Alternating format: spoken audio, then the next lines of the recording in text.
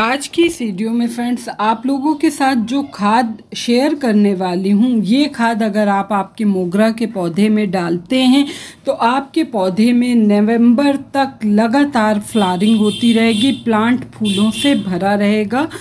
तो चलिए वीडियो को स्टार्ट करते हैं। Hey guys, this is Shagufta and you are watching my new garden. इस वीडियो में फ्रेंड्स आपके साथ 2 प्लांट और 2 खाद शेयर करूंगी। आप देख लीजिएगा, अगर आपके मोगरा के पौधे पर फूल आ रहे हैं तो क्या खाद डालना है, और फूल नहीं आ रहे हैं तो क्या काम करना है, और आपको क्या खाद देना है कि जिससे कुछ ही समय में आपके भी पौधे पर लगातार फूल आना स्टार्ट हो जाए। सर्दियां जैसे ही स्टार्ट होती हैं फ्रेंड्स, मोगरा का जो पौधा होता है वो फूल देना बंद कर देता है, क्योंकि सर्दी के मौसम में मोगरा डोरमेंसी में चला जाता है। जब कोई भी प्लांट डोरमेंसी में जाता है तो वो अपनी ग्रोथ भी रोक देता है और फ्लावरिंग करना भी बंद कर देता है।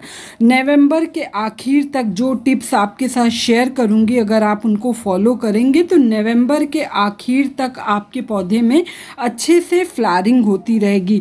क्योंकि मोगरा समर ग्रोइंग प्लांट होता है, गर्मियों वाला पौधा होता है, तो जैसे ही टेम्परेचर कम होने लगता है तो ये पौधा फूल देना बंद कर देता है और अपनी ग्रोथ करना भी बंद कर देता है। मोगरा के पौधे में तभी फूल आते हैं जब आपके एरिया में टेम्परेचर 25 डिग्री से ऊपर होगा, तभी इसमें अच्छे से फूल आएंगे और ग्रोथ भी होती रहेगी। अगर आपके पौधे की ग्रोथ नहीं हो रही है तो इस टाइम में आपको क्या करना है। सबसे पहले तो आप देखिए कि आपके प्लांट पे कोई इन्फेक्टेड लीव्स, किसी तरह के इंसेक्ट का कोई अटैक, कटी फटी ब्राउन होती येलोइश टाइप की जो भी लीव्स हैं, आप उन पत्तियों को तोड़कर हटा दीजिए। क्योंकि जो भी फंगस वाली लीव्स होती हैं, इन्फेक्टेड लीव्स होती हैं, तो वो पौधे की ग्रोथ को भी रोक देती हैं और प्लांट आपका ख़राब होने लगता है। मोगरा के पौधे पर फ्लावरिंग डिपेंड ये भी करता है कि आपने किस वैरायटी का मोगरा लगाया है। अब जो टाइम आ रहा है फ्रेंड्स, अब आप एक चीज़ का ख्याल रखिएगा कि नर्सरी जा रहे हैं तो मोगरा का पौधा खरीदना अवॉइड करिएगा, क्योंकि अब जो आने वाला समय है इस टाइम में मोगरा डोरमेंसी में चला जाएगा और मे बी अगर आप प्लांट को रिपोर्ट वगैरह करें तो वो शॉक में चला जाए और ग्रोथ ना हो तो ख़राब हो सकता है।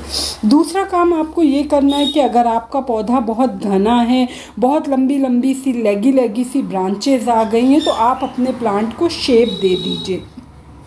अगर पौधे की बहुत सारी ब्रांचेस बहुत लंबी गई हैं तो आप उसको प्रॉपर थोड़ा सा सॉफ्ट प्रूनिंग टाइप में करके एक शेप दे दीजिए। बहुत हार्ड प्रूनिंग आपको इस टाइम आपके पौधे में नहीं करना है। मैं यहाँ क्या कर रही हूँ फ्रेंड्स, जिस भी ब्रांच पे थोड़ा थोड़ा इस तरह की देखिए सूखी सूखी टहनियाँ हैं, इन टहनियों को मैं कट कर रही हूँ, क्योंकि ये टहनियाँ अगर यहाँ पे सूखी रहेंगी तो यहाँ से प्लांट की ग्रोथ नहीं आएगी। देखिए मेरे इस वाले पौधे में यहाँ पे भी कलियाँ बन रही हैं, तो ये काम आप ज़रूर करें इस टाइम में। आप अभी तो टाइम है, आप अपने पौधे की रिपोर्टिंग वगैरह कर सकते हैं, लेकिन अवॉइड करिएगा कि नर्सरी से नया पौधा ना खरीदें।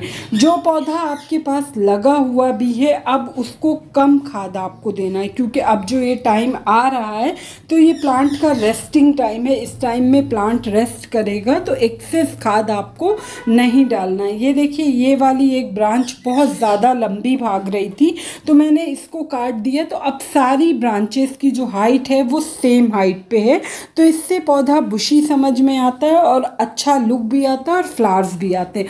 अगर आपके जिस भी मोगरा के पौधे में कली बन रही है या कली नहीं भी बन रही है तो आप इस टाइम भी अभी भी अपने पौधे को 4 से 5 घंटे की सनलाइट वाली जगह ज़रूर शिफ्ट करें, क्योंकि मोगरा में फूल तभी आएगा जब आप उसको प्रॉपर सनलाइट देंगे। सनलाइट की कमी होने पे प्लांट की पत्तियां भी अजीब डल बेजान सी होंगी, प्लांट की ग्रोथ भी नहीं होगी और कली तो आएगी ही नहीं पौधे पे। तो इस तरह से सॉफ्ट सी प्रूनिंग कर दें। वाटरिंग, अब जैसे कि धीरे धीरे टेम्परेचर कम होगा, ठंड, अब ये आपका अक्टूबर सितंबर चल रहा है अभी, तो आपके प्लांट में आप जब भी अब आपको मिट्टी सूखी दिखे आपको पानी तभी देना है, क्योंकि गीली मिट्टी में आप बार बार वाटरिंग करते रहेंगे तो फंगस क्रिएट होता है। यहाँ से देखिए मोगरा में ये एक ब्रांच जो है ये इसकी नीचे से भी निकल रही है, तो इसको मैं कट नहीं करूँगी। ये एक नीचे से भी मल्टीपल ब्रांच आएगी तो प्लांट थोड़ा सा बुशियर हो जाता है, बुशी हो जाएगा। इसके बाद जो पॉट आपके छोटे हैं तो आप उसको अगर अभी चाह रहे हैं तो आप उसको कोई भी बड़ा गमला प्रोवाइड कर सकते हैं। पौधे की पत्तियां, ये वाले प्लांट में आपके साथ मैंने शेयर किया था लास्ट वीडियो में कि पौधे की पत्तियां एकदम अजीब सी पीली हो रही थी, तो जो मैंने खाद दिया उसका रिज़ल्ट आप देखिए, पत्तियां लश ग्रीन हो गई हैं। मोगरा के पौधे की मिट्टी आप एकदम वेल ड्रेन बनाएंगे। 8 से 10 दिन में एक बार आप पौधे में गुड़ाई ज़रूर करें। गुड़ाई करते रहने के 3-4 फ़ायदे। एक तो इनकी जो फाइब्रस रूट्स होती हैं, जो पतली पतली रूट्स होती हैं वो कटती हैं, तो उसकी जगह प्लांट की अच्छी हेल्दी रूट्स आती हैं। और जब पौधे की जड़ों का विकास होगा तो ऊपर से भी पौधा आपका बुशी वे में बढ़ता रहेगा, अच्छे से उसकी ग्रोथ होगी। मिट्टी देखिए, मेरी मिट्टी एकदम भुरभुरी है। गुड़ाई करने पे देखिए, इस मिट्टी को अगर आप हाथ में लेंगे तो ये मिट्टी गिर जाएगी, रुकेगी नहीं। तो इस तरह की भुरभुरी सॉइल आपको बनाना है। अब बात करती हूँ फ्रेंड्स के खाद क्या देंगे। वैसे मेरे प्लांट पे किसी किस्म के इंसेक्ट का कोई अटैक नहीं है।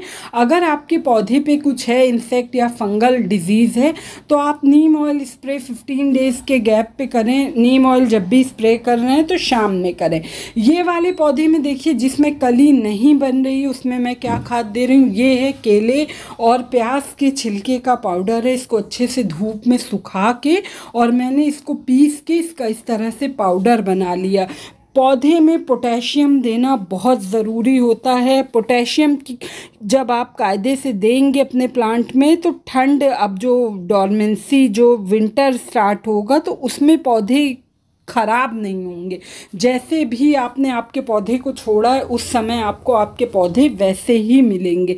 और पोटेशियम से आपको पता है कि प्लांट में न्यू ग्रोथ भी होती है और फ्लावरिंग भी होती है। दूसरी खाद के तौर पे देखिए, प्लांट में समटाइम्स माइक्रो न्यूट्रिएंट की कमी हो जाती है, तो ये सीवीड लिक्विड है। इसको मैंने 1/2 लीटर वाटर में 1 ml के करीब ले लिया है और इसको अच्छे से, ये पानी में इजीली डिज़ोल्व हो जाता है। आप इसको पतला लिक्विड बना के देंगे, बहुत गाढ़ा आपको नहीं देना है। 1/2 लीटर पानी में मैंने 1 ml ले लिया और इसको डाल दिया। अब ये पौधे में जो भी माइक्रो न्यूट्रिएंट की कमी है ये उसको फुलफ़िल करेगा। ये आप 15 दिन में एक बार एज अ टॉनिक प्लांट को ज़रूर फीड करें।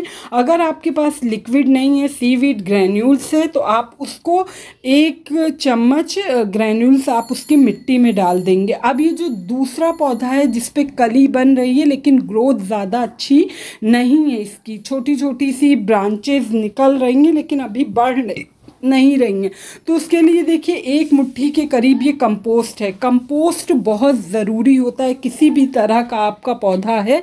अगर आपके प्लांट की ग्रोथ नहीं हो रही तो वर्मी कंपोस्ट तो बेस्ट होता है। 1 मुट्ठी वर्मी कंपोस्ट है और उसमें देखिए कली आ रही है, लेकिन उसके बावजूद मैं 2 चम्मच ये केले और प्याज के छिलके का जो पाउडर है ये डालूंगी, तो इससे ये कली तो खिलेगी ही, इसके साथ जो दूसरी ब्रांचेस हैं उस पर भी कली बनना स्टार्ट हो जाएगी। प्लांट की ग्रोथ अच्छे से होगी और प्लांट में लगातार कलियां बनना स्टार्ट करेंगी। और इसके बाद देखिए इसमें थोड़ा सा ये जो कलियां बनी हैं ये जल्दी खिले अच्छे से और बिना ड्रॉप हुए खिल जाए, इसके लिए देखिए मैंने 1/2 चम्मच के करीब ये सरसों खली का पाउडर है, यानी मस्टर्ड केक का ये केक था, इसको मैंने हाथ से क्रश कर लिया। अगर आप इसको पाउडर फॉर्म में रखे हैं तो 1/2 टीस्पून के करीब डाल दें। बहुत अच्छी, बहुत ही सभी तरह के माइक्रो न्यूट्रिएंट होते हैं आपकी सरसों की खली में। पौधे में लगातार ग्रोथ होगी और जम के फ्लावरिंग करेगा और जो विंटर आ रहा है उसमें आपका पौधा ख़राब भी नहीं होगा।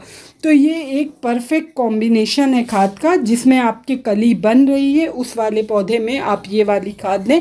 वैसे तो जो मैंने दोनों खाद बताया आप किसी भी तरह के पौधे में दे सकते हैं। प्लांट की माइक्रो न्यूट्रिएंट की जो कमी है वो फुलफ़िल होती रहे तो पौधा अच्छे से ग्रो करता है। इस तरह से देखिए चारों साइड से मैंने मिट्टी हटा के, और मिट्टी हमेशा थोड़ा सा 3-4 इंच आप डीप गुड़ाई कर लीजिए, जिससे हल्की हल्की सी उनकी जड़ें दिखने लगें।